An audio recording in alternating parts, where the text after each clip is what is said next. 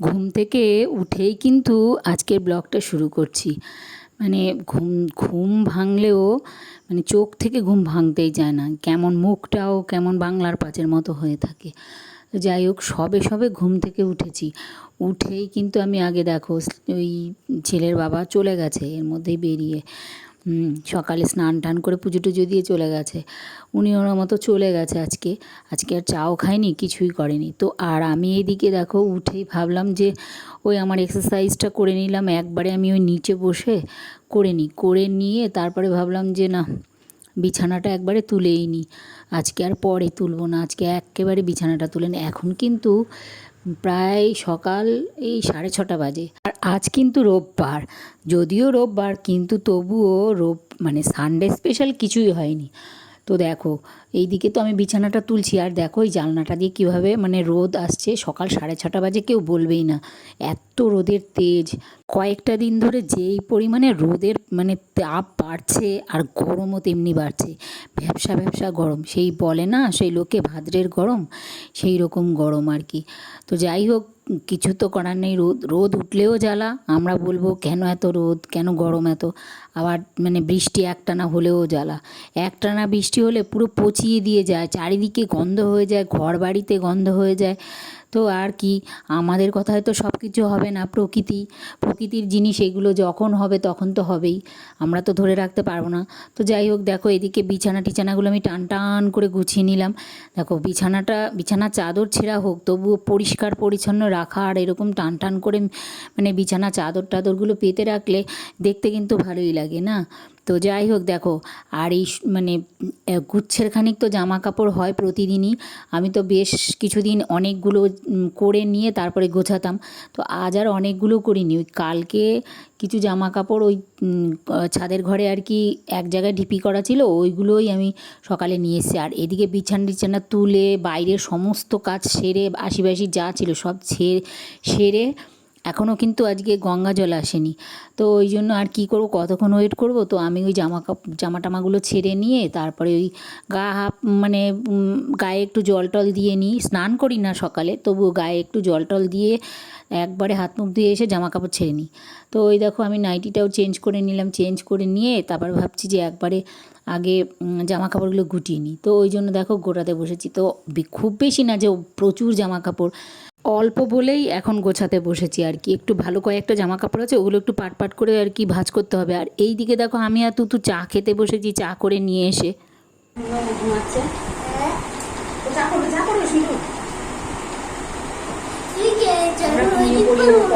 জানি না তো না,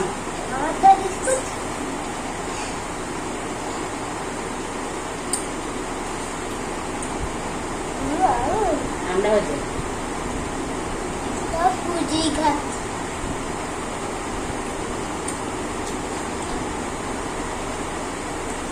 পাখা চলছে না, তুমি যখনই মুখে না তখনই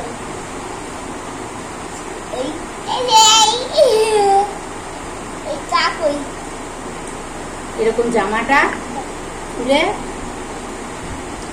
এরকম করে বাঁধতে হয়। বসো বসো, কি চা করবে? তাহলে নাহলে ওই কপিরাইট আসবে, কপিরাইট আসবে, নাহলে কপিরাইট আসবে, দোকানে আসবে। না না না, চা না, একটু থাক, আবার খুলে ফেলেছে।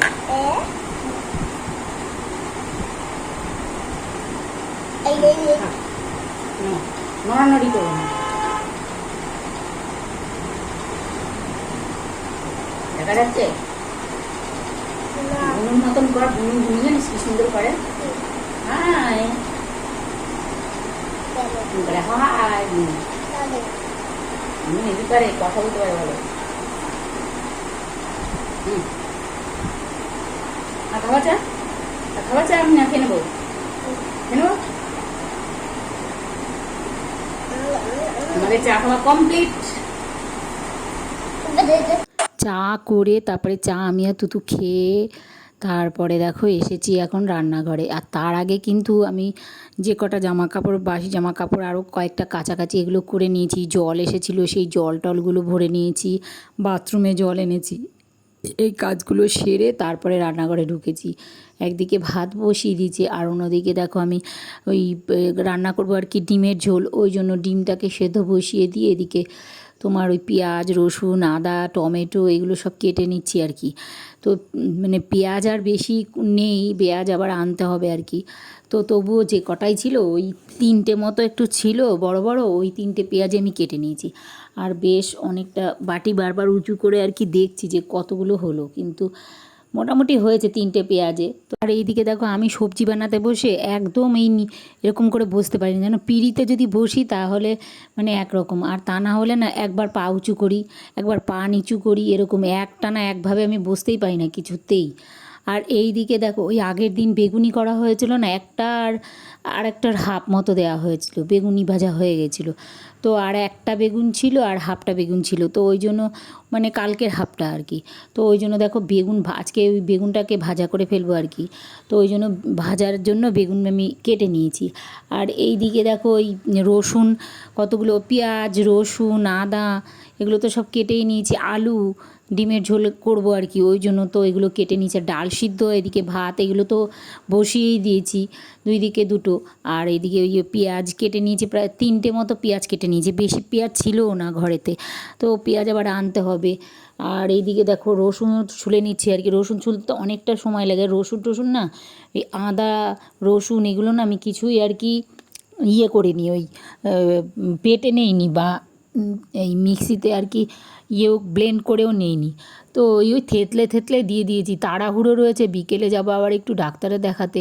তো ওই জন্য আর কি বিকেল বলতে ওই 3টে নাগাদ রয়েছে আর কি ডাক্তার দেখাতে যাব। তো ওই দেখো সব সবজি কেটে নিলাম, টমেটো মানে ডিমের ঝোল করার জন্য সমস্ত কিছু কেটে নিয়েছি। আর এইদিকে ডাল আর তো ডাল সেদ্ধ তো হয়েই রয়েছে, হচ্ছে আর কি, আর ভাতটাও হয়ে গেছে। আর এদিকে দেখো আমি বেগুন ভাজার মধ্যে আর কি একটু চিনি দিয়ে নিলাম, তা কেন বলো তো, আগের দিনই তোমাদের ব্লগে আমি বলেছিলাম যে আমার ঘরে হলুদ বাড়ন্ত হয়ে গেছে। তো দোকানে যাব তো সময়ই পাইনি, একজন সকালবেলা এত কাজ সেরেও জল টল এসেছিলো এগুলো সেরেও যাব একটু দোকানে, আবার একজন এসেছে, সে কথা বলতে বলতে এত মানে দেরি হয়ে গেছে, তো রান্না ওই জন্য বসিয়েই দিয়েছি যে আজকে হলুদ ছাড়াই সব রান্না করব। তো দেখো একটু চিনি একটু লবণ আর হলুদ তো নেই, ওই জন্য হলুদ দিতেও পারিনি। তো ওই দিয়েই জানি চিনিটা দিলে না একটু লাল লাল রঙ হবে, ওই জন্য আমি ওই চিনিটা দিয়েছিলাম বেগুন ভাজাতে। আর তেল এত পরিমাণে ছিট করছে, ওইটার মধ্যে আগের দিনের কিছুটা তেল ছিল, ওই কড়াটাতে রেখে আমি ঢেকে রেখেছিলাম। তো ওই জন্য ওই তেলটাতে আমার মনে হয় ওই ঢাকনাটার মানে বাষ্প গিয়ে গিয়ে জল হয়েছিল, ওটা থেকে এই জলটা আর কি তেলের মধ্যে পড়েছে, যার জন্য ওই এখন যেই আমি জ্বালিয়েছি আর ফটফট করে ফুটছে।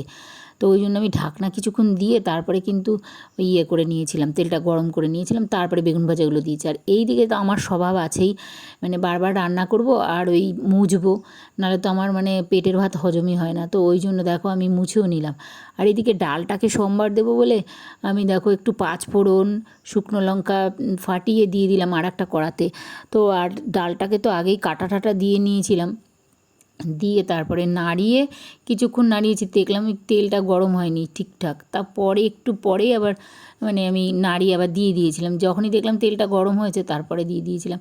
আর এদিকে হলুদ ছাড়া ডাল দেখতে তো এত বাজে হয়েছে সে বলার মতো না, সাদা হয়ে রয়েছে, যদিও টক ডাল রান্না করেছি, যেহেতু ফোড়ন দিয়েছি হচ্ছে সর্ষে, তো টক ডালই রান্না করেছি, কিন্তু একটু রং হয়নি, কী যে বিশ্রী হয়েছে, যেহেতু হলুদ নেই আর ঘরে সেই কোনো অন্য কোনো মানে রং নেই, ওটা কী করব, ওই জন্য আর কিছু দেইনি, এরকম সাদা সাদা হয়ে রয়েছে।